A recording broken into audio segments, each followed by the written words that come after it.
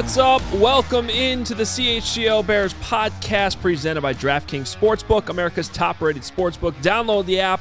Use promo code CHGO when you sign up. Welcome into what we could probably call another Justin Fields Monday.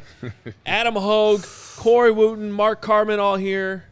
What's up? Good job yesterday, Carm, holding down the fort. Where were you? How did you knew that was coming. You specifically knew what? That the Bears were somehow going to blow a 2-touchdown lead in the fourth quarter to the Detroit damn-ass Lions, and you just didn't want it. You didn't want to deal with it. I didn't want to deal with it. I got a lot to deal with. I have a lot of confusion today about the reaction to all this. We're going to discuss it. We're going to break down. I was at the DNVR bar. That's a good job. In Denver yesterday watching some of that game. Unfortunately, I had to leave right as the Lions scored to make it 24-17. Oh, so I had you to catch a flight. So you didn't get on that flight thinking the Bears had won. You knew that. No, I knew by the time I got to the airport they had lost and blown it. And then I got home and I rewatched the whole game last night, and I realized with all this scribbling on this piece of paper, it was a terrible fourth quarter. Really I understand everybody is happy about the quarterback and cares about the future and all this stuff, but you can't lose that game. Are you guys nuts? Can't do it. There's so many bad things that happen by people who matter, by the way, for the future. We're going to get into it. Yeah. It was disappointing, right? We lost to the Fighting Campbells. They came back. I mean, they've been in every game, right? But this is a game that we had on lock, right? Like the Jack Sanborn interception and then the hands to the face. At the time I thought it was, and then we looked back at it. And it was because of what happened in the play before, right? Jaylon Johnson and was it Raymond? We're going back and forth. Yep. And he got hands to the face on the previous call, and then he got mad about it, and he tried to jam him. Kind of hit him in the throat, and Raymond flopped. And it really shouldn't have been a penalty, though. I thought it was at first, but then we looked it back. I was like, man, he flopped. It's funny that you say that because we were talking before you got in today that I said it was a flop too, and Adam's like, he was laying there for an hour, like if it was an unbelievable flop. If it was a flop, like I'm not even sure if it was. He was legitimately hurt. That's why I think he got hit in the throat. Oh, like a throat chop? Yeah, because if you just got hit up here, So you don't think it was a flop? You think it was a flop? I think it was a flop. I don't think he really got hurt. I think he was flopping, trying to accentuate it. And he went oversell. Regardless, it wasn't hands to the face. It was a bad call. And it negated an interception. Yes, exactly. That probably would ice the game. Right. Exactly. And I'm seeing Braggs in the chat here saying, like, you better have my back, Corey. I don't know what that's about, but I'm kind of rewinding yesterday's show, and Braggs. Yeah. Okay. Let me call out Braggs for 1 second here, okay? Because Braggs waking up this morning, all about the tank win, all excited about the 6th overall pick or whatever the Bears have right now. And he blamed the refs yesterday. And then I listened, because I didn't have a chance to listen to you guys until this morning when I drove down here. Yeah. So I put the pod on from yesterday. I'm listening, and all Braggs is doing for the first 30 minutes of the show is bitching about everything about how the Bears lost. Yeah. So which lane are you in, buddy? Well, it was also all about the refs. He didn't want. Yeah. There was no pointing of the thumb. You should be happy about the refs. If you're so excited about getting the 6th pick, you should be thrilled that the refs are as bad as they are. Dr. Jekyll and Mr. Hyde, right? Come on, Braggs. Right? Can we pick one side of this? It's Dr. Brickle and Mr. Hyde. Dr. Brickle. Okay, I like that one. You know what? A great take for somebody who's in the tank lane should have said yesterday. Listen, if we could have only avoided a monsoon on opening day against the 49ers, and if we didn't have the Roquan, whatever that was, miracle against the Texans, Bears could easily be winless, and now you got that number 1 overall pick. That'd be a good take for the tankers out there. I mean, those are bad wins at this point. I don't know. I hate when people say about tanking. Like, I know. No team usually is purposely. I mean, I guess the Dolphins wanted to when what's his name? But Brian? That's a perfect example. Like, even if the owner wanted to tank or whatever, like, the players on the field aren't doing that. Exactly, and that looks bad on the coach. The coaches aren't doing that. Yeah, they don't do that. The coaches might have tanked yesterday. Let's just not play Chase Claypool. Let's do that. Let's throw Jaylon Johnson out there with one leg. Let's do that. I mean, that was. I know in a season, essentially, it doesn't matter at this point, right? Like one of your key players, like there's a shutdown corner, right? You're putting him out there when he's not 100% in a season where it essentially doesn't matter. Like, they're not making the playoffs. Like, I kind of didn't understand that. Yeah, I have a lot of questions. We're going to go through the entire fourth quarter. I have an overall point we'll get to in a second. That a lot of red ink. Yeah, there's a lot of red, not a lot of green, some orange on here. I don't even know what the orange means. We got to start with Monday Loafs, though. Oh, boy. That's unfortunate. So I have a player in mind. Okay. But do you just want to call yourself out, or? Yeah, so I do, actually. I do. This is new, and this would also fall under the loaf category, but as perfect as I am as a human being, organization is not necessarily my number one attribute. And we added a new Monday meeting. Of course, I didn't put it on my calendar. Of course, I didn't think about it at all. Of course, I was doing a lot this morning. I was over at your Fox 32, and then I'm moving apartments, so I was doing that. I had things going on, and then I get back to my phone. I see a missed call from Hoge. I see a missed text from Hoge, and I missed the morning after the Lions big time 8:30 Bears meeting, and being a no-show at that it hurts my heart that I wasn't there. So it's a loaf. It's a bad job. It's really. I mean, it's not quite a fireable offense, but it's a double loaf. It's a double loaf. What would happen if you missed a Monday morning meeting after a loss? That's probably like a $20,000 fine. Yeah, we can't do that. That next check, man, is you're like, where'd my money go? How about $20? we could. How about a $20? I think we could do some level of an equivalency to that $20,000 and get. I don't think it's $20. I think it's like $2. But how about you bring a coffee in the morning? We'll call it. All right, great. Coffee tomorrow. That's done For me, done. or Even do I trade. get one? For everybody. Instead of 20. You know what I'll do? Wednesday, we got a Wednesday meeting at 8:30, but that's a Zoomer. So By the way, these aren't even really meetings. They're like 10-minute calls. Yeah, okay. Yeah. How about this? This coming Sunday, Bears Falcons. I will bring in a nice little bagel something for the crew. How's that? Does that satisfy? Hey, sounds good to me. I like it. That'll be the finest bagels that right. money can buy. Huh? I earned that one, and I love that Greg Braggs is now paying for us to talk about him because we love you. Oh, Braggs. What do you say? By the way, my real loaf from the game. Did anyone watch Eddie Jackson on the last play of the game? The third down run that they had to clinch it? Oh, no, don't really. Oh, my. He didn't even try to tackle the guy. How come? The game's on the line. I get it that they're probably not going to score anyway. It would have been a miracle. Yeah. But you want your job right there is to get the offense the ball back. Exactly. You have to make a stop. It's third and 7? Yeah. 3rd and 7. They give up in a 7-yard run, and he just like barely threw his shoulder into the dude. Didn't even try. That's a terrible look. It seems like he didn't care at that point in time. Like I understand that like the season isn't what we thought it would be or what they thought it would be. But if you're out there, you got to give 100% effort every time, especially when the game's on the line. Yeah. Like most teams can stop. Like when you know a team is running the ball, like, okay, let's load up the box. We know they're not going to pass the ball. We can stop them, right, and give our offense the ball back. Not the Bears team. It's frustrating. It's very frustrating. And Carm, you brought that up about the defensive line. Remember we talked about the offensive line or defensive line? Carm, you were right. We were all wrong because this defensive line, with the exception of Justin Jones, I don't understand how they can't rush the passer, they can't stop the run, and then you know what that does? That changes the coverage, right? They have to be looser on them. That's why all these intermediate throws were 5 yards off them because they have all day. Jared Goff had 5, 6, 7, all the way up to 10 seconds out there. They actually, statistically, they were way better against the run yesterday. They have been all season. They held been 95 yards to under 4 yards a carry, and there were some flash moments.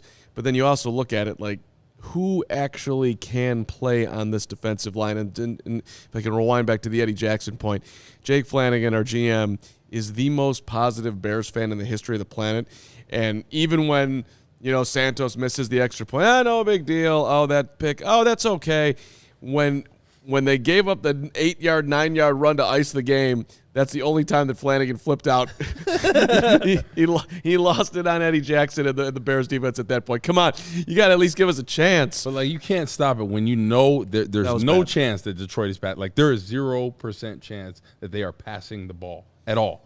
You just got to stop the run, and you can't do it. And it is something that's plagued this team all year. And I feel bad. Like it's tough for Alan Williams to call when you just don't have the personnel. Like they just don't. Like It's sad. The defense actually, though, played well enough to win yesterday. They had a very good third quarter. You just can't have the pick. You can't have the penalties. And you also, to talk in circles here against myself, too many on third down could not get off the field. But they did. They didn't lose the game yesterday because of the defense. Well, let's start there because I want to go through the fourth quarter. Let's throw up Braggs' super chat. We'll save the other one for a little bit later if we can, when it fits in. But Braggs is doing Braggs today. Yeah. Great video, by the way, Carm. Everyone should check out @theCarm on Twitter of him doing a Braggs Monday morning impression from in the car. That was fantastic. So Braggs is all about the tank win today. Didn't sound that way yesterday post-game, but here he is today. Let's walk and chew gum at the same time. The refs were a huge reason the Bears lost. That's why I'm not going to drill the team for blowing it. Yes, they were a part of it. Tank win. Accept it. Love it. Live it. So I think this is like sort of the premise of my entire day and show here. I am all about defining things as a tank win when they actually, like last week against the Dolphins, tank win, right? Overall, the players that matter going forward, most of them played well. The quarterback was outstanding. You got beat by a better team. You got a better draft pick out of it. I understood why everyone was feeling good about this. This was not a tank win. And we're going to go through the fourth quarter. I'm going to explain to you exactly why it's not a tank win, okay? And we start right away by saying it. Justin Fields overall played outstanding. He's going to be in the blue chip category when we do the grades tomorrow. It's an amazing thing that the city should continue to celebrate and will celebrate. And I believe that the things he didn't do in the fourth quarter will come around in the passing game. I truly, truly believe that. So we can be optimistic about that. But if you only want to be optimistic about the quarterback and not pay attention to everything else that matters, you can be the 5-4 Los Angeles Chargers before you know it. That's true. Because that is a team that has their quarterback and a whole bunch of problems around him. Yeah. And they're 5-4 because they have a great quarterback and nothing else really going on that's working. And that you don't want to become that when it's all said and done. This whole thing needs to be built up. And right now, I see way too many things that are concerning here when you blow a 24-10 lead to a team that literally had not won on the road since Dan Campbell became the head coach. And what was the other one? Fox showed this on the broadcast. The Lions had not won a game when down 14 entering the fourth quarter since October 31st, 1993. What? Barry Sanders was still playing, right? 1993. The Bears are also the first team in the history of the football league that to score 29 points, at least 29 points in 3 straight weeks and lose all 3 of those games. I mean, there's some historic things that are happening that are great for Justin and very, very, very, very, very concerning about the rest of the operation. Yeah. So what to me the most concerning is the defense, right? You put up 30 points in 4 consecutive games, or with the Dallas game 29. You should be able to win the game, right? The defense is not giving them a chance. I understand what you're saying. They didn't play as bad as you think, but like Jared Goff, like when he played for the Rams, when this defense was rocking with Vic Fangio and company, how bad did he play when you got pressure on him? Yeah, he's irrelevant. Like he's one of those quarterbacks when you get in his face, you pressure him, he cannot play well. And you just knew if we could dial up a blitz or something early on, and then we're rushing with 4, which I kind of didn't understand because I'm like it just handcuffs the secondary at that point. When they rush with 4, they're rushing with 3. Essentially, that's how bad. That's how bad they are right now. I'm not here to act like the defense was good in any way, shape, or form. But just naming what happened. Pick 6 is not on the defense. They gave up 24 points in the game. Yep. That should have been enough to win. They to the Goff point, they can't get pressure. Yeah. And I don't like late in the game, he's dialing up. He being Alan Williams, he's dialing up DeAndre Houston Carson on a weird blitz, and because that's how desperate they are right now. But he's getting picked up even before he gets to the line of scrimmage. I mean, it's like just so pedestrian. Like and people were screaming for it. I was screaming for it. Blitz more, Alan. Do something, Alan. But like and then you just watch. It's like, oh my God, this is. But this is why this matters. Like, I know everyone's so concerned about the quarterback, and it's great that he's doing well. But Travis Gibson matters.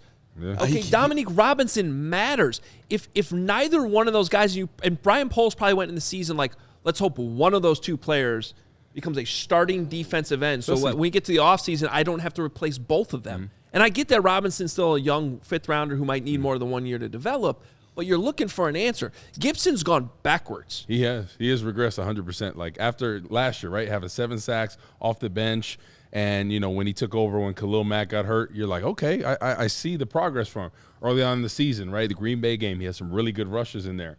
And then all of a sudden, since then, nothing. Especially since Robert Quinn got traded. Yeah, it's almost like that deflated everything. I really don't know. It just doesn't look good when you watch him. He is getting physically beat, and there's just not a lot going on. And Alfredo, I know that I'm not blaming Justin Fields for the Bears' loss at all. I understand that he addressed it, that he came right back and took him down the field on the third play after the pick six. I got it. The quarterback's not perfect, but the quarterback is really, really, really, really good. I'm not on Justin Fields at all. I'm just saying that you can't put it completely on the defense. Everybody's got a hand in this one. So let's do this. So right as the fourth quarter started, the last play of the third was a horrendously awful punt by Fox on the Lions that somehow managed to roll 30 yards with a very nice bounce. That was just like a line drive missile that came off the foot wrong. And even that didn't go the Bears' way. But this is where, to your point, I'm going to back you up. And by the way, my take is this was a 4-phase meltdown in the fourth quarter. Offense, I agree. Defense, special teams, coaching.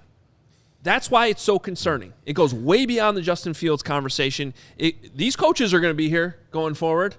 There's defensive players I'm about to bring up that you just drafted this year that made mistake after mistake after mistake. There's a cornerback who either was bad or shouldn't have been on the field at all, which then falls on the coaching. So, offense, though, this is your opportunity to ice the game. It's 24-10. Even if you just go on like a 10-play field goal drive, the game's probably over. 100%. They go 3 and out, an awful 3 and out. Alex Anzalone makes all 3 plays for the Lions. Great job by him stepping up and making a play. On that, and to be honest, people don't want to hear this. So, Justin Fields, never want to hear anything bad about Justin Fields. Put your earmuffs on. Don't hear this. The ball to Kmet on third down wasn't good. Kmet was open. He had at least a yard, maybe even a yard and a half, 2 yards on the defender. I forget who the defender was, and he either threw a back shoulder or he just made a bad throw. You're right, he was open. To me, it was an underthrown back shoulder, maybe a little bit of contact, but they could have called it. They could have. The ball could have been better. He had the guy beat. And by the way, I guarantee you I'm not saying anything that Justin Fields and Luke Getsy aren't talking about this morning right now either at House Hall. Exactly. The same exact things being talked about when the tape comes out. And by the way, on the punt after that, the Bears held on that punt and gave them great field position. Special teams. So there you go. Offense, special teams right there. Let up a touchdown last week, block punt. Yep. Right? That stuff matters. That we win that game if there's no block punt. Absolutely. Right? Absolutely. And so it really is on all these phases. Now let's get to, and this is something I got to get on you guys about. I got to get on Braggs about. Not you. You weren't here yesterday. You're in the clear. You guys put too much on the refs on the out of bounds late hit call on Kyler Gordon. It's a bad call. It's a bad call. It's not a bad call. First of all, what you didn't mention that I'm not sure I've heard anyone mention, Kyler Gordon missed a sack in the backfield when that play started. He did. You make that play and nothing else matters. Especially against Jared Goff. And it's on first down. They probably go 3 and out and have to punt. It's Jared Goff. It's Jared Goff. He can't move. It's not Justin Fields. It's not Lamar Jackson. It's not Jalen Hurts. Come on. Yeah, that's an excellent point. And then Gordon tries to make up for it because he's pissed that he missed it, so he's gonna overdo it. And then before after we even get to that, that's your second round pick. He matters. I guarantee. I got a tweet right before the show started. Ryan Poles was probably laughing at all the media today, complaining about how the Bears lost that game. I guarantee you, Ryan Poles isn't laughing about Kyler Gordon missing that sack and then compounding it with a penalty later on in the down. Yeah. And here's the issue that I bring up as a coach now, okay? Because we had multiple plays this year where one of our players got called, which was probably illegal hit, not blocking the back, not blindside, probably legal. but it was a bang that could gone either way, that anytime an official sees something because of player safety these days, they're going to call it. And the coaching point there in our games was, dude, just put your hands up and get in his way. You don't need to blast somebody out of bounds, even if it technically is legal when we turn on the tape. Do not give the officials an excuse to make that call. And this is where sometimes I question, and I'd love to hear your perspective as a player on this, Corey, about this hits principle. I think there's been multiple times this season where the hits principle has actually backfired because you got players that are so concerned about a mistake they made or getting called for a loaf that they overdo it. Coming from behind and punching the ball 9 times out of 10 is the right thing to do. But on a quarterback running out of bounds and giving himself up, it is just a mistake. It's a mistake. Yeah. Don't do it. There's no, even if you hit the ball, it goes out of bounds. There's no, you got to have better awareness there. Before you just completely, I just want to say that I love officially you taking Sundays off because this is a strong take right here. Go ahead. I don't know if we would have gotten this without your day off. This is great. I was going to say, like, the call was questionable, but I agree with Hoge. Like, you can't put yourself in that situation. You know the way they're protecting quarterbacks. When you obviously know he's going out of bounds, you just leave it there, right?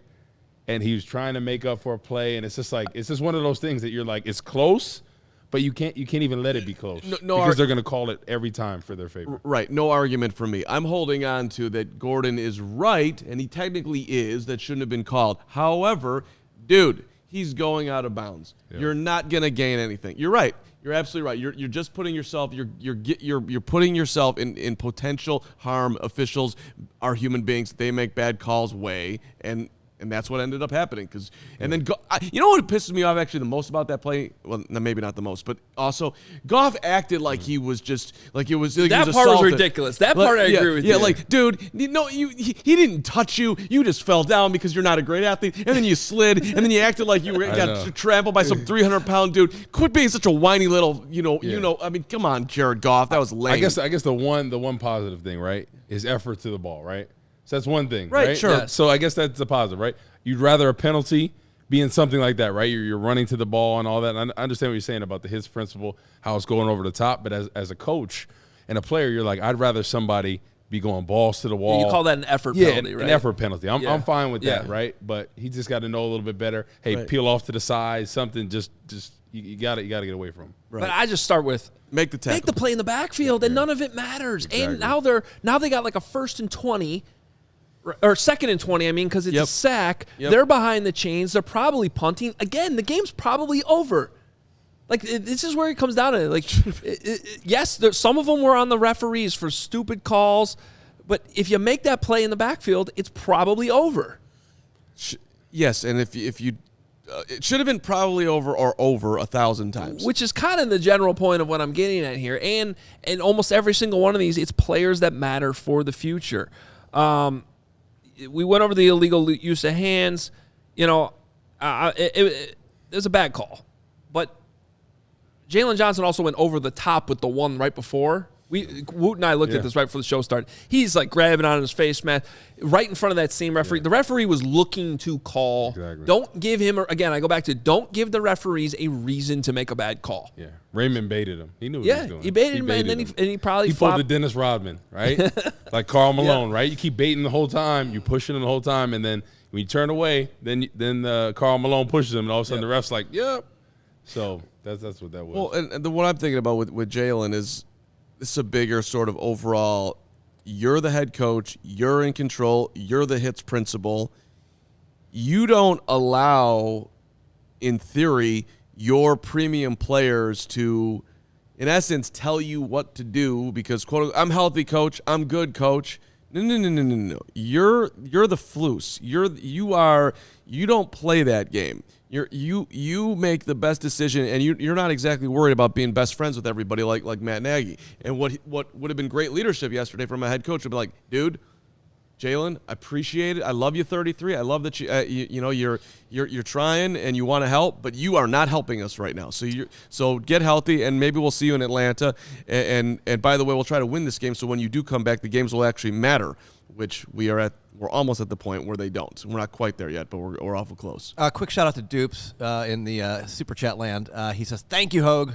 I've been banging the drum that there is something off with the D. The Joes are bad, but something is wrong with the coaching up part." Yeah, I tweeted this last night too as I was rewatching the game. I realize they don't have the most talented players. I just would have thought that for a defensive coaching staff, bringing in this hits philosophy, we would not see so many plays with bad eyes, missed assignments, blown coverages. That's not talent. That's discipline. That's discipline. Yeah. That's getting coached up, understanding your scheme. Yeah. And we broke one down. I encourage people to check it out. I think it's up on the at CHGO_Bears. We broke down a play which actually is next on my list here in the fourth quarter, right after again, that was a bad call. Jack Sanborn probably ices the game with the interception. 100% that's a bad call. But the very next play is a 1st and 9. First and goal from the 9. And it's another example of just and you can explain it. Yeah, the touchdown, John A. Swift, multiple players making simple mistakes that it's not talent. Yeah. So on that play, right, the counter, they had both guards pulling, right, the right and left guard, right. So Nicholas Morrow, first and foremost, right, he sees his guard pull, he's got to run with him, right. He's got to come over the top and scrape, right. Sanborn did what he was supposed to. He went in the backfield in his gap. But then Dominique Robinson at the point of attack, he's standing up in a 2-point stance, which I've never seen. They're not a 3-4 team. Yeah, that was weird. No hand in the dirt. He stands up, he catches the block, gets double teamed by 2 tight ends and kind of like cowers to the side. So they have him pinned. Then the 2 guards are up on one of them's on Gordon and the other's on Brisker, and then straight into the end zone, right? So that play should be knocked out like this. Dominique Robinson has to drive that tight end back, right? And then he knocks off one of the pullers, right? So essentially they should be Morrow, Gordon, and Brisker on one pulling guard. Yep. That play should be knocked out. That's one of the simplest plays, and Detroit has been doing that all year with their running game. You should have known right there with the tight end and the H-back off that they're running that play right there. You know based on tendencies.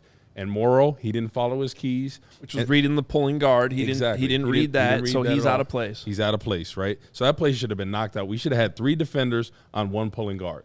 But because, we're standing up, we're Dominique Robinson's doing something he's not supposed to do, this is stuff that's been creeping up all year. The discipline, right? That's the biggest thing, disappointing part for me, is the lack of discipline, right? We're gonna play great defense and we're gonna be disciplined and we're gonna run to the football.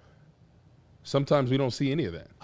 What I'm confused about is, okay, you get beat on a play, I get it, or you don't read your keys well, but the lining up part, that should not be up for debate, right? I cannot, unless Robinson did that in college and just had a brain fart or went rogue for a minute. Listen. Is that something the coaches would have told him to do? No, not at all. When have you ever seen them in a 2? I haven't seen it at all.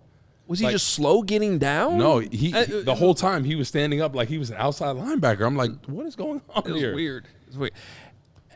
And again, it's just I'm not trying to, rain on everyone's parade. I don't know what the parade is even about, I guess is the point today. They lost to a terrible Lions team that blew the game in the fourth quarter. Everyone's just excited about the draft pick. My point is just that stuff matters. It does. The coaching staff isn't going anywhere. I'm not sure you have the I don't think Bears fans are in a celebratory Monday mood today. I think there's definitely this vibe on almost everything I've seen in response of it's okay because the draft pick. A lot of this stuff is not okay. Yeah. A lot of this stuff, that's the only point I'm trying to make. So now, first let's take a quick break, and then we'll continue on with this fourth quarter nonsense. But we've covered already the offense, defense, and special teams in a very short period of time to start the fourth quarter. Hey, Shady Rays, though, we love Shady Rays, and they don't understand why sunglasses were so expensive. They went out and they changed that. You do not have to break the bank for quality sunglasses. Shady Rays has you covered with premium polarized shades featuring world-class optical clarity, substantial durability, and styles catered to everyone and every lifestyle. And the best part about Shady Rays is they have the most insane protection program in all of eyewear, lost and broken replacements. If Jaylon Johnson puts his hands up in your face when you're wearing Shady Rays and snaps them in half, they'll replace them. They'll replace them for you, no questions asked. Drop them in a lake, off a cliff, whatever you want to do. It's the best protection program out there. And even though they have that strong of a protection program, they still manage to make the quality sunglasses that you need. And customers agree because Shady Rays has over 200,000 5-star reviews. And the best part is they also provide 10 meals to fight hunger in America with every order placed. They've donated over 20 million meals to date. So this is exclusive for our listeners. Shady Rays is running their deepest deal of the season. Use code CHGO for 50% off 2 or more pairs at shadyrays.com. Buy one, get one free. You can get 2 pairs for as low as $54. Redeem only at shadyrays.com, where you can find all their newest and best shades. So it's great that I get to read this next Evo personal experience moment for me right now because, Woot, as you know, I have a huge semifinal playoff tennis match coming up on Wednesday night. In the quarters, in the tiebreaker, I had a misstep on an overhead, and all of a sudden my Achilles was just in a whole hurting of pain. So I have been taking the pills, and I've been taking the next Evo cream, and what they've got is this smart sorb technology, clinically proven to help your body absorb CBD 4 times better than the regular CBD oil. Because oil doesn't mix with the water-based body. I'm telling you, this cream, I'm ready. Did you see me right before the show? I was sprinting in here. I know. Lawrence was yelling at me. Call you the Flash. Yeah, Man. I mean, this was a serious injury, and yet here I am getting ready for a big Wednesday night. Kirschenbaum's going down. Kirschenbaum again. This boy, big match with Kirschenbaum here. You beat him last time, though. I did. First time I beat him, and now I got to get him in the playoffs here. So listen, don't settle for less. Get your supply of Next Evo Naturals Revive CBD Complex today. They got. You can shop for their gummies, their capsules that I've been taking, mints. They're all proven to absorb 4 times faster than the standard CBD oil. You get up to 25% off when you subscribe and spend $40 or more. Next Evo, NEXTEVO.com/recover. Beat Kirschenbaum with the promo code BEARS. That's right, BEARS. That's nextevo.com/recover, promo code BEARS. You will not regret it if you are looking for your little recovery upgrade right here. My friends at Next Evo. Let's go. Tennis ready, baby. 9 o'clock Wednesday night. Come on out. Let's go. Love it. All right, I need to interject. First off, I love the way you say CBD. You sound like such a Chicagoan. CBD. Hey, guys, I got the CBD. Amazing. And then second of all, John Davis just threw in a super chat about the Goff play, which I wanted to throw in here before it kind of passes. He said the call was beyond soft. Goff fell on his own and totally went for the Oscar. Meanwhile, Justin Fields got hip-tossed by 3 guys, and the rest pulled a Helen Keller. Yeah.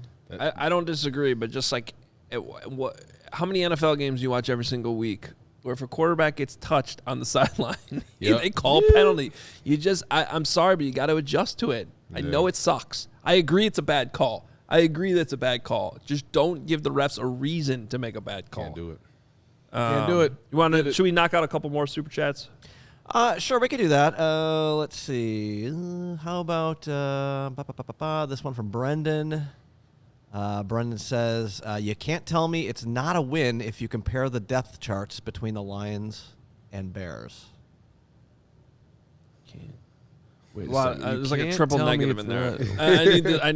Somebody needs to pull out the math on me there. Well, I don't really know. I think he's trying to say the Lions' depth chart is better. I don't really know if that's true or not, but I don't know. Okay. I mean, we should have won that game. Simple. You're up 24-10. Should have won that game. The interception would have clinched it, and there's a lot of things they need to work on, and defensively they're not very good, but I guess you got to draw from the positives, right? The offense has been explosive at times. There was another comment in there. I just want to say I agree. I forget who had it. Mike something maybe. I apologize. Mike Grom, I think. But he said the Bears. You can't deny that the Bears draft pick did go up like a huge amount of spots by losing this game. 100%. I'm not. That's a good thing. I definitely agree. Yes, the most important thing this year is Fields' development. Again, we've been consistent on that and agree. And Fields' development, still in the right direction. Then the draft. Agree. Great that they got a higher pick. But we can't just sit here and celebrate a Monday like a loss when there were so many other concerning things. And we're not wavering or going in a different direction here. Like, this is not what we did the last 2 weeks after losses. This is a different loss. This is a loss that has a lot of other concerning things that matter. That's all we're trying to get at. And unfortunately, we are getting to the one here now with the quarterback, which is, so all that nonsense happens. The defense gives up the touchdown. We just broke it down. You still have a touchdown lead. You're still getting the ball back. You just had a 3-and-out on offense. Well, now here's a do-over, right? Again, just get a first down. Get 2 first downs. Well, they got one. Burn the clock a little bit. Ryan Griffin killed him. So they didn't, though. Again, that's a holding penalty. Now, if you want to talk about the inconsistency of holding, it was a good call. Ryan Griffin did hold him. He did, and that guy, as far as good tanks, that guy doesn't matter because Ryan Griffin's not a key thing. But you want to see the Bears be able to overcome those type of plays where we got momentum, we got a first down. No, we don't. Now we're in trouble, and now on the very next play, he's throwing the worst interception I think that he's thrown. Hands down? Yeah, maybe. So here, let's talk about the interception. Aiden Hutchinson's, he's going to be a good player, man. You can see him. He can run with Fields laterally. He's got all. He made that one play where they tried to leave him unblocked. They're not going to leave him unblocked anymore on the backside. And he almost decapitated. He like flipped Montgomery over, and that's by design. We're like, we'll just run away from the end over there. Yeah, it ain't going to work against him. So Fields actually did a good thing there to start with. So Aiden Hutchinson sniffs out the screen. Good job by him. Reading his keys, realized Cole Kmet doing something funny. Yeah. Alarm bells went off. Great job by him. If you look at Fields, he recognizes that Hutchinson recognized it. Good job, too, by him. Yep. So it's off. And then he just tried to force it. Yeah. That's where he thought he could trick him. It's almost like overconfidence, which I'm okay. I can live with that. Like, he's feeling himself. But you got to understand, time and situation. You're backed up. You have a lead. Just not the time to play hero ball and try to make a play when it's not really there. Exactly. And he learned. He'll learn from that. Yep. And by the way, he came back and he made the play and made up for it with his incredible touchdown run. So I'm really not mad at Justin Fields at all over that whole thing. Well, yeah, throw it at his legs, scrambles, do something. Just got to throw it away. That. Yeah. Does Kmet get 2% of blame for not knocking that ball down? He can't. It's. I'm just saying 2%. Yeah, I was thinking that too. Like if it's out there, it's almost like you try to swat it. You think I didn't even? I think he just was like. Yeah. I think he sort of froze, and if he had been a little bit more aggressive, just like I gotta get, whatever I gotta do, I gotta touch that thing. Yeah, and not allow them. I'm saying 2%. That's okay. It's on Justin. Yeah. And then he comes back with that just insane touchdown run, which is like where everyone thought he was gonna get caught, and he said, "Nope, not so fast." That was so impressive. So impressive. What he can do running the football is unbelievable, and it's a thing of beauty. But I want to see him stretch the field more, right? And I talked about this before. I'm like, at this point, right, we're not making the playoffs, right? This whole season is about Justin Fields' development, right?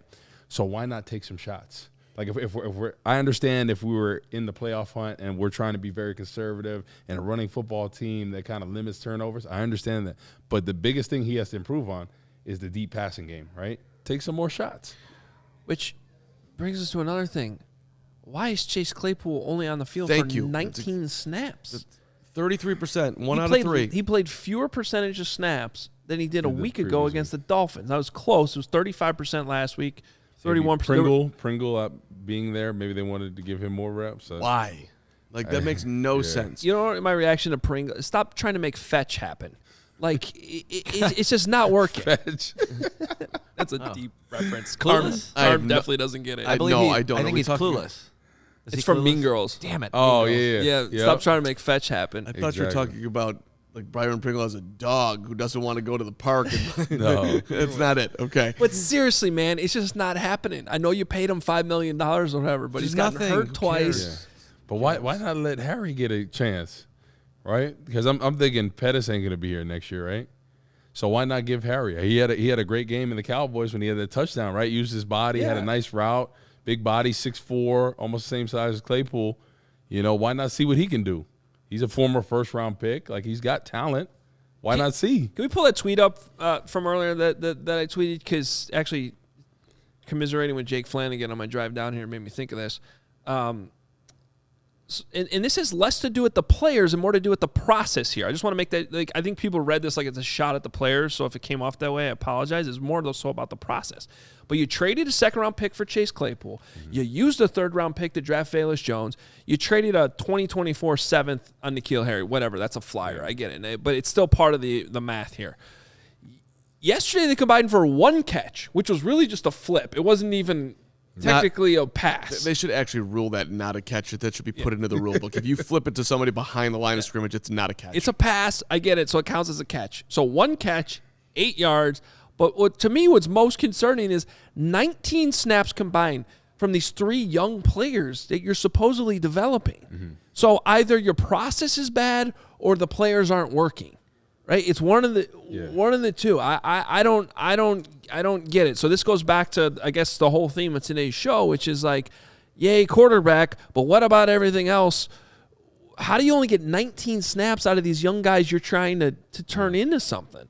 Yeah, I don't get that at all, right? Like, Claypool should have definitely got more reps because you're hoping that he could potentially be a number one so that alleviates some of your concerns going into free agency and the draft. So I really don't understand that, you know. And Velus Jones too, right? He's a third-round pick. Like, why not give him a chance? I know he's had some issues fumbling and whatnot, but the only way to get better, like, at this point, right, like, we're trying to develop everybody, not making the playoffs. Yeah.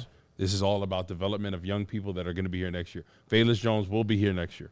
He will. And your point about Dante Pettis, like, the problem is they need him to punt return because Velus Jones couldn't do it. Exactly. And like, honestly, at this point, I feel like that's the only reason why he's active over the other guys is because they need somebody to catch the punts. Yep. Put Eddie Jackson then back there. I would love to see that. So, I mean, you do not have the luxury, at least in my mind, to just we're going to punt on Velus for the rest of the season.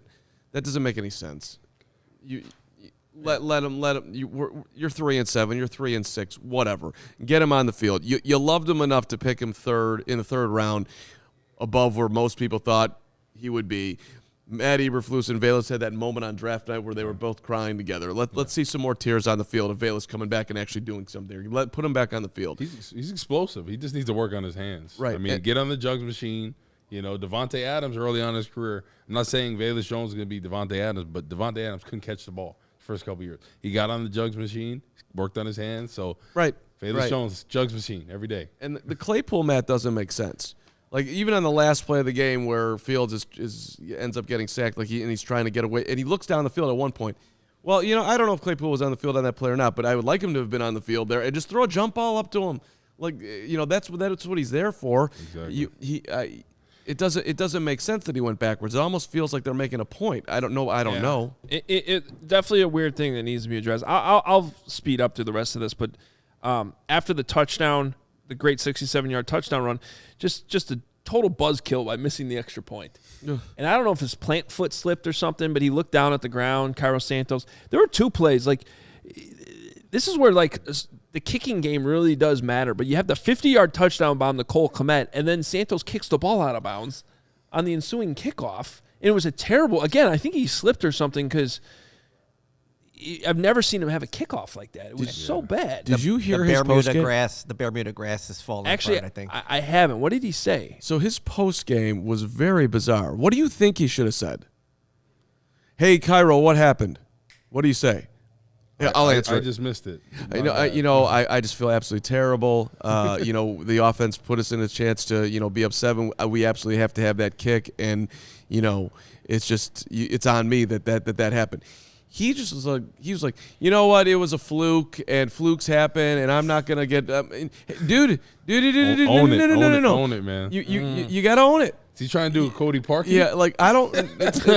You go on a Good Morning America. He's got his dog at home, so everything's fine. Right. That's still the most bizarre quote I think I've ever. I'm fine. The dog's at home. Okay. I forgot that he said that. We all get it, Cairo. No one's trying to cut you. No one's acting like you can't kick. But all you have to do is own that moment. I feel really terrible to our offense and to the entire football team, and Justin especially, for him to have that run in that moment. For me to miss the kick, it's just unacceptable. And all I can do is work to be better. But I feel terrible right now. And done. Yeah. Okay. Yeah, it was a fluke. I got to go back and look at it. Come on, man. You got one job. Hey, you got one job. But the defense forced a 3-and-out after that. Yeah, right? They did. Right. So right there, it's right. 30-24. Your defense got to stop for you. You're getting the ball back. There's 7:38 left in the game.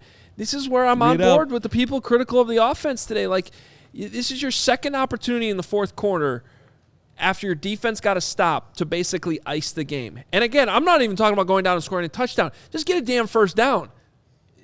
Eat some clock. And they didn't. Reruns. They got less than 2 minutes. 2 minutes and 8 seconds came off the clock, and they went 3-and-out. Like, you gotta. How many passes did Justin Fields complete in the fourth quarter? The answer is 2. Yeah, 2 for 13 yards. It was like 2 of 8 or something like that. I forget, but and he didn't necessarily do anything bad on that drive. This is where I think you had a little bit of problem with the play calling, where they got really conservative on that drive specifically. And I think I just didn't understand it, right? Like some of the play calls, like run here, run there, like. And in the past, they've done like that swing screen, things like that. Like I don't understand why they do that play calling, right? Why not some boot action? Why not play action? With some intermediate routes, quick easy throws to put yourself in second and manageable, then third and manageable. Then you could have the option to do a zone read with Justin Fields 1-on-1 on the defensive end. So we were behind the 8 ball, on third and long at that point, So I didn't understand that. There was the one play to Kmet where he gets clipped and injured, and that also should have been illegal contact down the field. Bears don't get the call. That hurt. Yeah, that's just two guys. They're saying like accidental. Yeah, that happened. It's not illegal contact. He didn't trip him. You can't just randomly run into an offensive player 10 yards down the field, can you? Yeah, if they ruled that it was just incidental contact, it's not a penalty. Yeah. A lot of space out there. I mean, okay, fine. But yeah, that was just bad luck. It seemed like Getsy was just like, okay, I'm just trying to be really conservative. We're just trying to win this game. It's like almost like when you think too much, I got to win this game, instead of just doing what was working for you, right? Like it's. Well, the touchdown pass to Kmet, it just shows how unguardable those two can be together. Because he's coming out there, he looks like he's going to block you, and then all of a sudden, boom, release, and touchdown pass. Well, that's a great thing to feel. I mean, those were the moments that for the people that are just going to be like, and you're going to hear, I guarantee we're going to have another, who was the guy last week on FS1 that was like, Justin Fields just sucks and really had nothing to back it up? The running back. Shady McCoy, Shady McCoy. He can't throw. That's what he said. He can't throw. So you're going to have somebody else this week that's like, he's just a running back. If you hear someone say that this week, that's just an admission. They're not watching the games. Yeah, Shady McCoy was just watching the highlights. You're not watching the games because to your point, Carm, we're starting to see legitimate throws, passing plays off of the threat of running. Mm-hmm. That's what's exciting about the offense right now. Well, Rex Ryan, I listened to him this morning, and this is the best young player in the game. You don't tell me about running. His throwing is almost just as good as his running. This guy, the Bears are in an incredible position with this guy as their quarterback. And as a competitor, that like he wants it. Like when it's time to get a first down, these past couple weeks, I mean, he's breaking tough. Tackle, doing this, tough. Making sure I get the first down, then breaking another tackle. Let's turn this into a touchdown run where he killed a guy. That's what I want to ask. Can you name a quarterback who's ever concussed a defensive player? I don't think we've ever seen one, man. Like Justin Fields, I think people sleep on how big he is as a person because they're like, even myself, I was like, oh, just when you see him in college, you're like, oh, he's not that big, and then you really see him out there and like. Working out in the offseason. My man is ripped up. Like, he's 235, 230. His legs 6'3", 6'4". Like, he's a solid dude. I'll never forget when Ohio State came to Northwestern a few years back for that night game, and Justin Fields was the quarterback for Ohio State, and I was down there on the sidelines. And that was my immediate takeaway. When he came out there just to warm up, I go, you are way bigger than I thought you were from watching on TV. Doesn't he look smaller on TV? Oh, my God. When you see him in person, he's a big dude. His legs are ripped. Yeah. Well, how like sometimes like a criticism of Deshaun Watson was like he's kind of thin, built thin. Exactly. And That ain't Fields, man. Fields will. So that's why he can run. Like, Yeah. people are worried about him getting hurt. But the thing is, look at Lamar Jackson did this offseason. He said, I'm taking some hits. I have to bulk up a little bit. Justin Fields already has that base. Yeah, he so does. him taking hits isn't as bad. Like, the one thing is, if we could just keep the outside zone runs where he has the option to get down, get out of bounds. There was one up the middle that I was a little concerned with. I will say in general, this is the first week, because I've been on this thing the last few weeks about how he's actually gotten hit less with him running more. This is the first week where I was like, he definitely, and he admitted after the game he was feeling more sore. He took a little bit more of a beating in this game from the actual running game design runs than he had in past weeks. Detroit had a pretty good plan for them. And I wondered if a team was about to do that and just say, screw the spy. Yeah. He could beat the spy. Exactly. I said that on the score last week. I'm like, good luck spying him, man. He's gonna run away from the spy. That's not gonna work. Yeah. And then you're screwed. Because if you're playing man and you have a spy and the spy doesn't get him, then everybody's got their backs turned to him. Exactly. Right. And so you can't play him that way. You're right. The Lions did have a good plan. Yeah, for him. they did, and you could tell, like, they were, anytime he ran, they were trying to tattoo him. They're like, listen, you're running. And that's what most teams do, because, you know, when somebody starts scrambling all over the place, making you look bad, and they're watching the film, like, when he scrambles, you hit him. That's probably what they were telling him all week.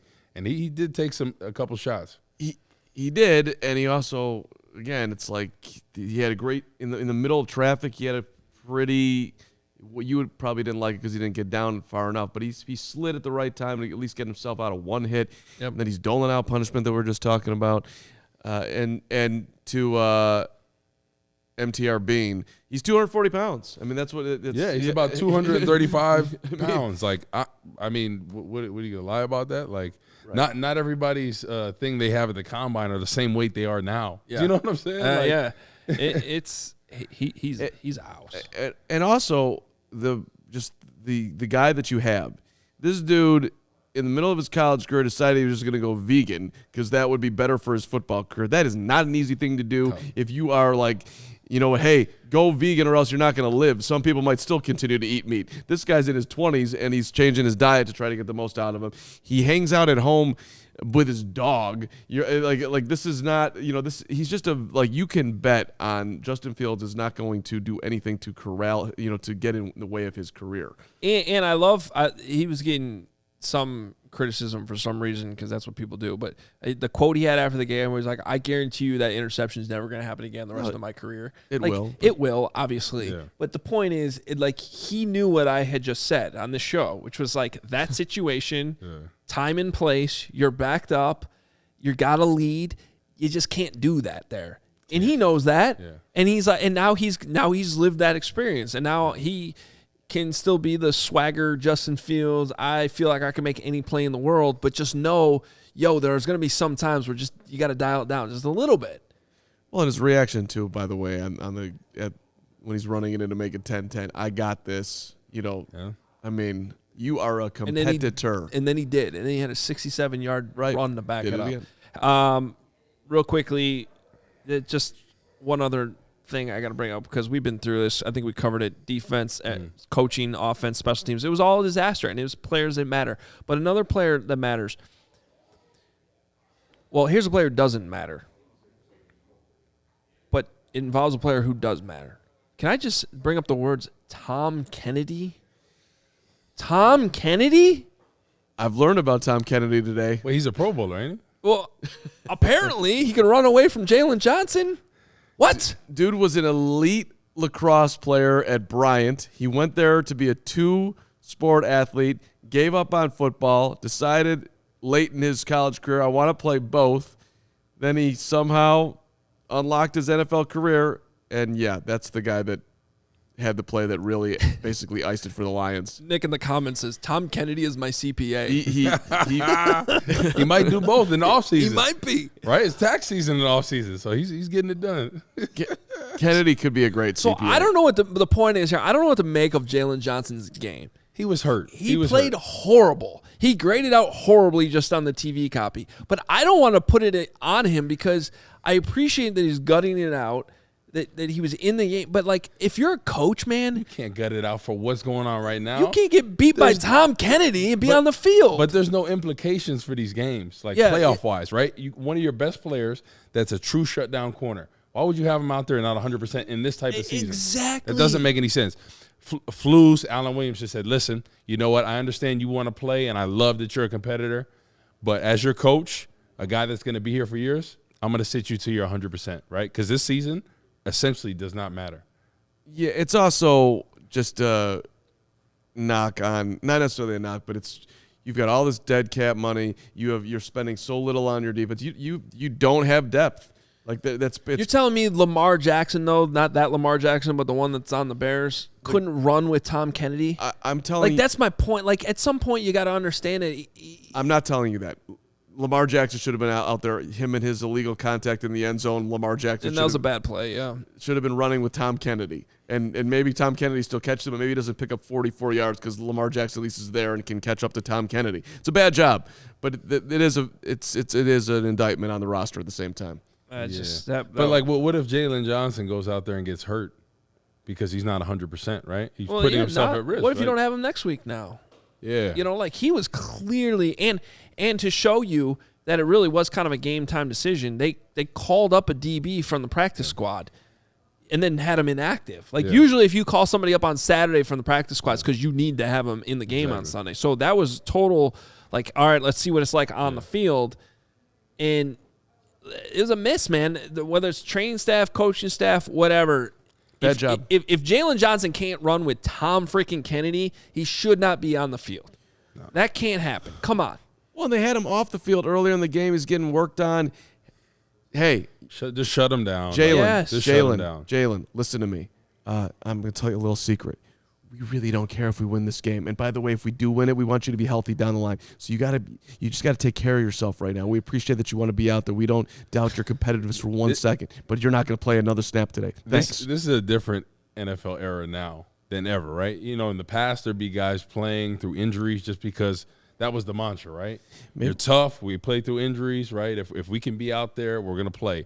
But nowadays, people are thinking, okay, let me think of the longevity of my career, right? Coaching staff, players, and in situational football, right? We have 3 wins right now. We're not making the playoffs. Let's just take you out of there, right? Let's worry about you getting healthy. You're an important part of this team, right? He's arguably one of our best players out there. So keep him on the bench. And by the way, I love that he wants to play through it. Like, give me those players all the time. Yeah. That's great. But it's up to then the coaches and the trainers to know when to pull them. And that didn't happen. And so, I agree with you. If he goes out there and he's not looking 100%, because Flus and Williams, they know that. The training staff knows. He said, no, we're shutting you down. Give us the helmet. You know, you're done. You're done for the game. He said, I don't care if you want to play or not. We're thinking about the future. All right, we got some super chats to get to as well before we got here. But if you're at the tailgate yesterday, and I hope you were, I'm sorry I missed it because I was out of town, but I'll be at the next one. Looking forward to seeing everyone. Next one's the Packer game, right? December 4th, baby. It should be fun. But while you're there, you're going to see our awesome Chi-Town custom cornhole games that they made for CHGO. They're the #1 cornhole provider for Chicagoland and Illinois since 2007. You can get them for your business, for whatever you want. Gifts for occasions, weddings. It's a great product. And the Chi-Town Custom Cornhole signature box style design can be digitally printed, covered in vinyl, and painted. They come with built-in drink holders that are recessed in on the back. They have LEDs that light up the hole, and exterior handles for easy carrying, and handcrafted scorekeepers. It's a veteran-owned and operated company. They can ship anywhere. They offer local pickups. Again, any occasion, you got a gift you got to give, or you just want one for your own tailgates, check them out, ChiTownCornhole.com. Make sure to follow them on Instagram at Chi-Town Custom Cornhole Boards, at Chi-Town Custom Cornhole Boards. Again, that's ChiTownCornhole.com. A lot more fun to watch the Bears. Yes, they were out. There was some good cornhole going on yesterday. I did not get involved, which hurt my feelings. But Benny G, you're right. I do need longer socks. A bad job today. I'm showing way too much leg. I feel bad about it. I feel like super awkward, like borderline, like I'm naked up here. But when you want excitement in your life, Benny G and everybody else, it's not right here. It's and watching the Bears the rest of the season. Yes, we're gonna have a ton of fun watching Justin Fields, but you can make it even more fun by dialing up our famous, tremendous partner, DraftKings Sportsbook, the official betting partner of the NFL. They've got unbeatable offers right now. Any $5 NFL bet, $200 in free bets if your team wins. Maybe you take the Bears this week against Atlanta, but that's maybe not all at the same time. You can download the DraftKings Sportsbook app now. Use the promo code CHGO. $200 in free bets if your team wins. $5 bet any football game. Only at DraftKings Sportsbook. Use that promo code CHGO. I promise you, watching the NFL or any sport is a lot more fun once you download that DraftKings Sportsbook app. You don't disagree? No, I don't. But can we zoom in on your capri pants? No, please. Can we get some pants that fit? Hey, my man's at the Jersey Shore. I'm in a bad zone. He's at the Jersey Shore. He's rocking the capri pants with Paulie D and Ronnie and all those guys. Vinny, what you got? The diesels? I've been fidgeting the whole show too, and I'm like, how can I fix this? I just you can buy longer pants. No, the pants are fine. It's the sock. You just say you got to have the proper sock, and I was moving today and things like that. That's a decent ratio, right? Everything. I love there's a little bit of sock showing. Just a little bit. I could maybe go higher on the socks, but these pants fit me. There's nothing. Oh, wrong. you were There's just nothing wrong pulling here. it up. Oh, okay. It just. I thought they were capris. It bunched up on me. I don't know what happened. Nick says it's a bad day. Nick says his kids are watching. Be careful. Oh man, I'm sorry, Nick. Yeah. All right, let's fly through some of these super chats to get out of here. Appreciate everybody watching, listening, and jumping in with the super chats today. What do we got? All right, that's from Monsi. Who would have thought the Bears would be leading the league in scoring this month? And I know it was a conspiracy, but maybe polls did pay the refs. Could be, right? Like Buffalo Wild Wings, right? They press that button. Yeah. Yeah. Oh, that's right. Those commercials. Yeah. Yeah, the refs jump in there. He's got an endorsement with them. That's what he's doing. By the way, back to the tank thing. Like, if your whole thing is the refs sucked and that actually helped, sure. If you're like Cairo Santos missing the extra point isn't the end of the world because we know he's a good kicker and he missed one and that ended up being the reason why the Bears got a 10-pick difference in their draft. I get that. That's fine. But it's all the other things, like the young players that made mistake after mistake after mistake that I'm worried about today. Discipline. That's the key thing. Especially at this point in the season, those little things, like you think they would be gone, right? The first couple of weeks you understand, but now you're like, it's the same thing every week. Is there some stat out there with one of the nerd companies that expected victories with how they've played? Because I feel like on the tank side, yeah, how many should they have right now? Wait, do you actually want to know where the stat is available? Yeah, I'd love to know, actually. Does Will have that stat? Will's got every stat. ESPN.com, we're about to say? DVOA. Oh, there it is. Look at Carm requesting DVOA here. Because I'd like to know for our tank people out there, which I generally am one of, because we are trying to win the Super Bowl, and getting high-end talent is the best way to do that. And I get it that there's no guarantee in the draft that Ryan Poles is going to get this right, but you'd rather have a higher pick than a lower pick. So how many Bears wins? How many wins are we supposed to It's actually one of my favorite stats. This is called estimated wins. It's from Football Outsiders in their DVOA formula. The Bears' estimated wins right now, 3.9. So one more win. So essentially, they should have more. One more win. Their talent level, everything that goes into DVOA, all the nerd statistics and things like that suggest that the Bears should have 4 wins, which I think is all we're saying here. Yes, you should have beaten the Lions. Right. Should have beat the Dolphins. Yes. Should have beat the Commanders. Yeah. But should they have been the Texans? Maybe, maybe not. Monsoon with the Niners? Maybe, maybe not. This is the first game where you're like, this should have been the outcome, and it wasn't. Right. This is where you actually feel like you gave one away. But so it adds up, and my point is that if we're say they should have 4 wins, they have 3. That's good for tanking. All right, what else we got here?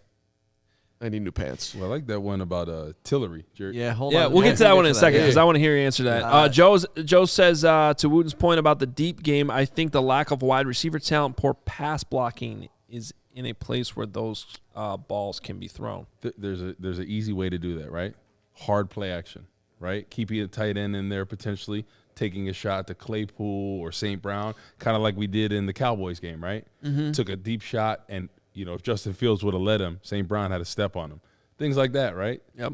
Especially after sudden change, things like that. Like, take a shot. Why not?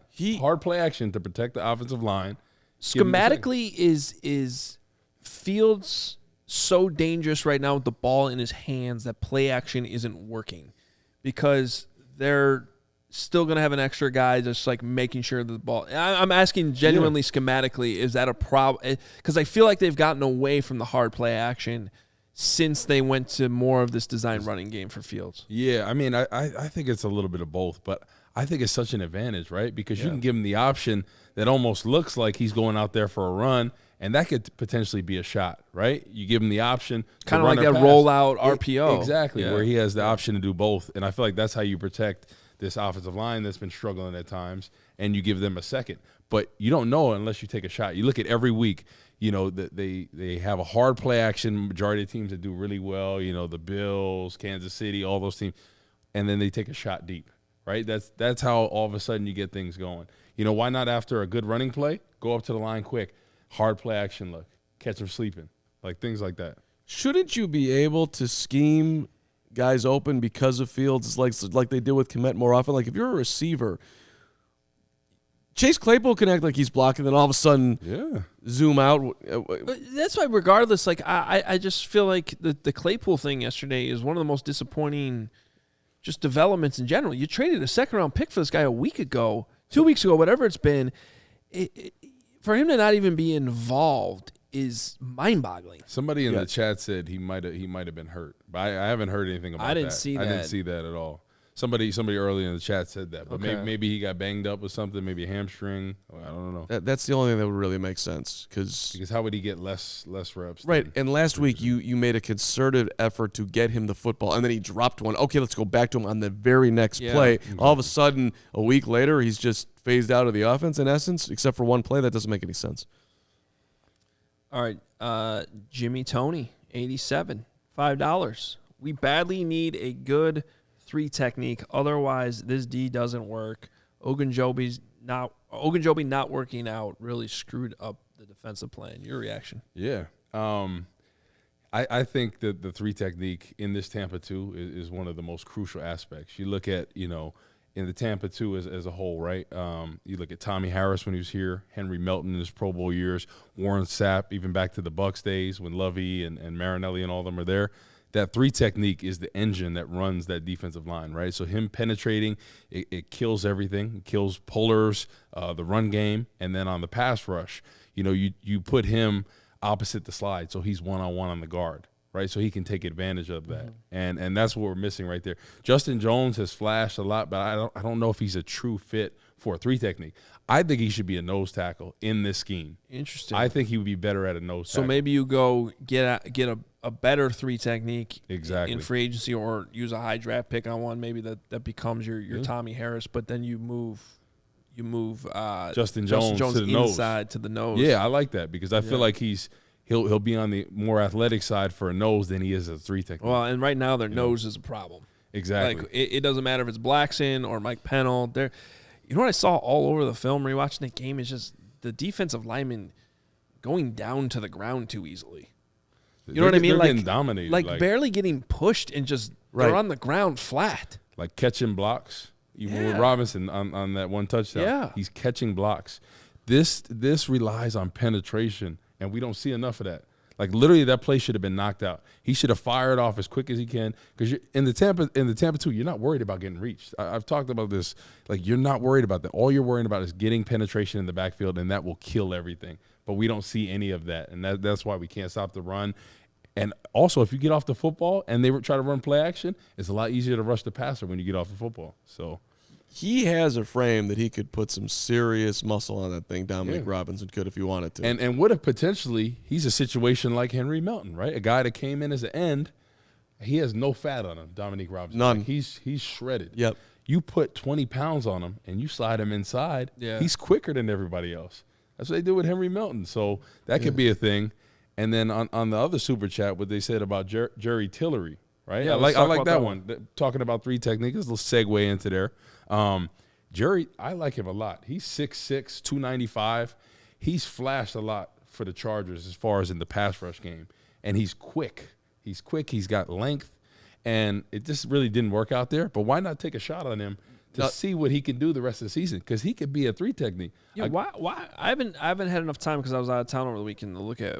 It seemed like, why did he get waived? It seemed like a locker room issue, which I'm not sure if that's accurate or not. But that was my read on what I was able to uncover on it. And hey, you got nothing to lose, right? Why not? Why not? Let's go. And Flus coached a guy, DeForest Buckner, right? Mm-hmm. That's similar size to Tillery. You know, like, I'm not saying he is him or anything, but why not take a chance on him in this scheme? It's completely different from the Chargers.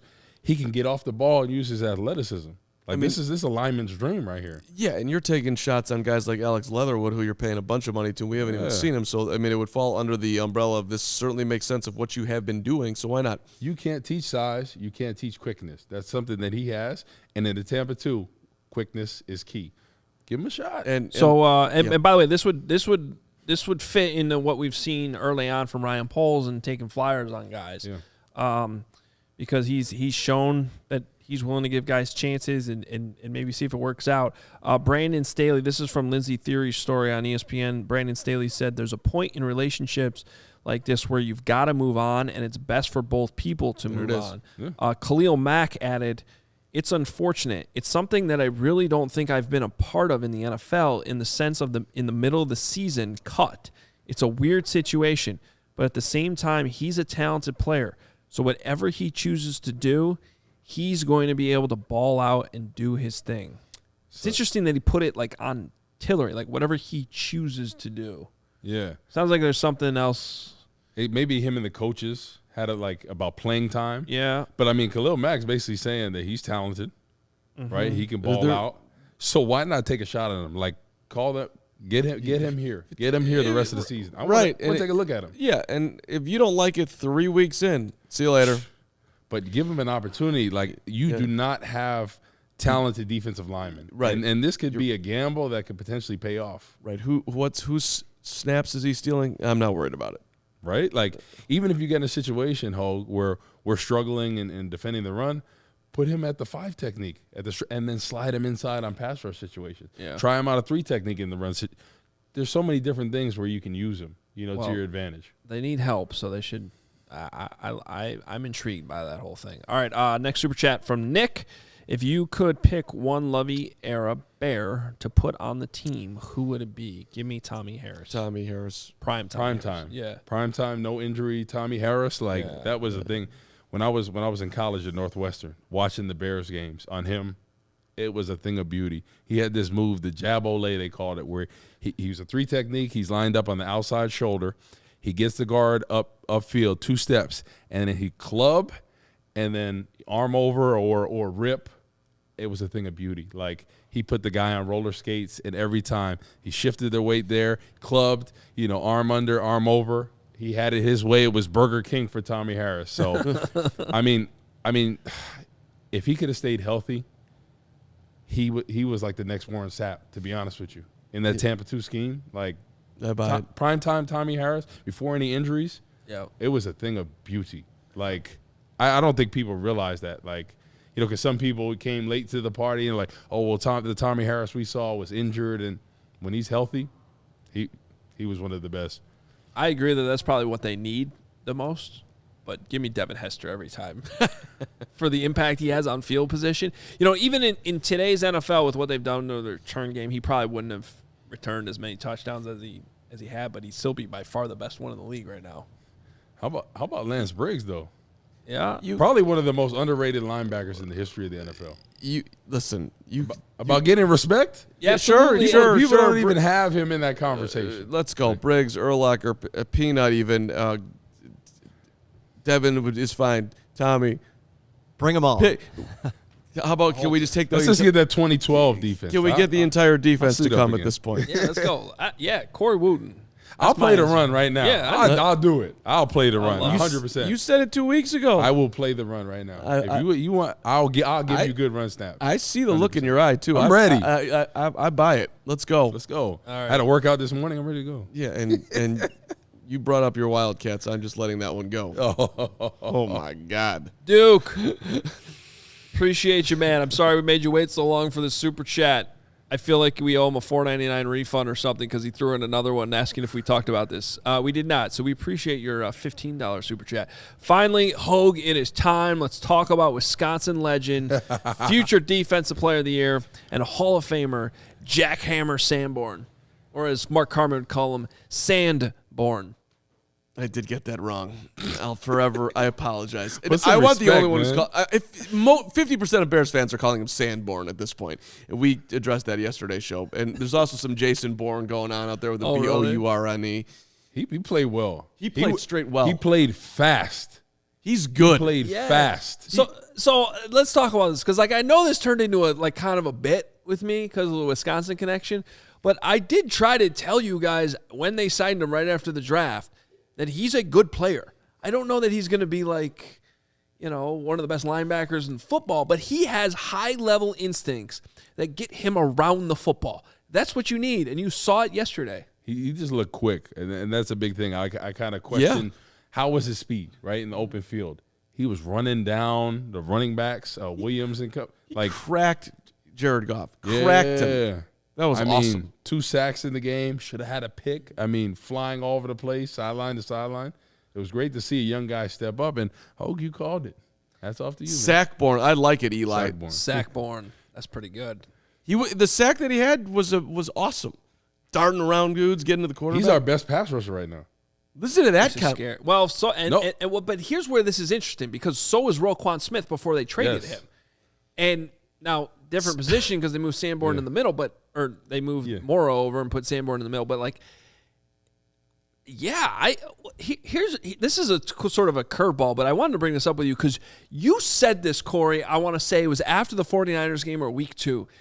You questioned if Roquan was in the right position. Yeah. And we had that conversation in the offseason too before they revealed that he was technically moving to the Will spot. And I understood it. I understood why they looked at him like he could fly. But part of me looked at Roquan as I don't know, man. To me, he's like the quarterback of your defense. Yeah. I think you're asking him to be too much, asking him to do too much if you want him to be Shaq Barrett. Exactly. Not Shaq Barrett. You're thinking of the linebacker. Darius Leonard. Yeah. Yes. Yeah. Shaq right there. Leonard. The Shaq thing's Darius throwing Leonard, me off. I don't know why Indy. you said that. Apologize. Yeah. But my point is, if he was that guy, they wouldn't have traded him. Yeah. What I'm wondering is if they just played him in the middle, I still don't think they would have figured out the contract stuff.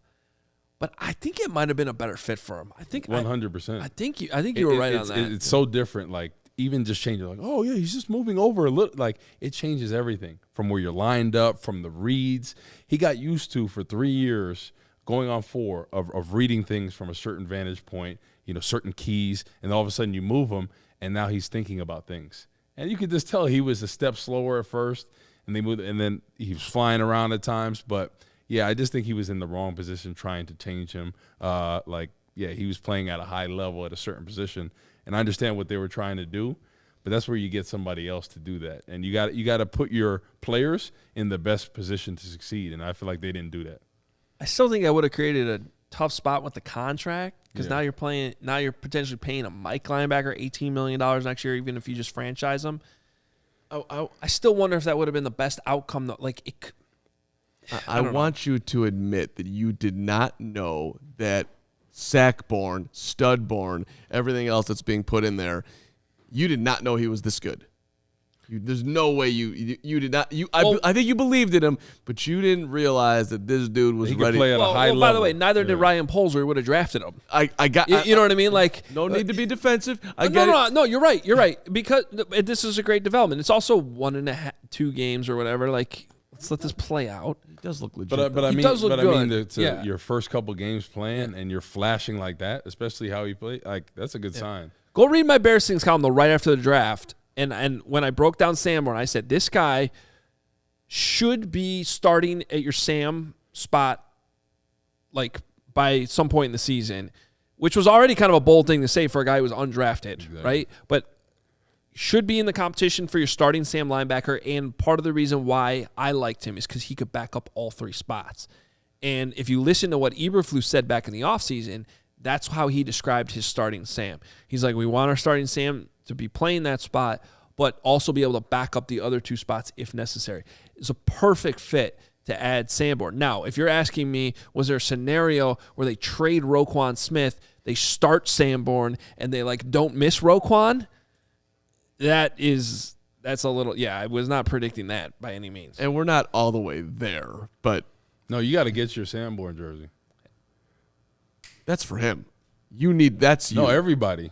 We all got to go 57. I think if he has another strong performance, the legend begins. The Sackborn. Yes. And Sackborn, Studborn. I didn't think he was that fast, Hoge, to be honest with you. Great instincts, too. What I saw in the preseason, I was like, oh, okay. Bragg says, I'm mad at Hoge, but he did call it. He said, and I quote, Sanborn is always around the football. Quit kissing up to Hoge. But you know what? This gets to one of my rants that I always go through in draft season. Love you, Braggs. Take back all the criticism from earlier in the show. We get in these draft conversations, dude, and it's just like some guys are around the football. Yeah. They're just football players. Exactly. That's what Jack Sanborn is. He's just a football player. Tough, hard-nosed football player that can run.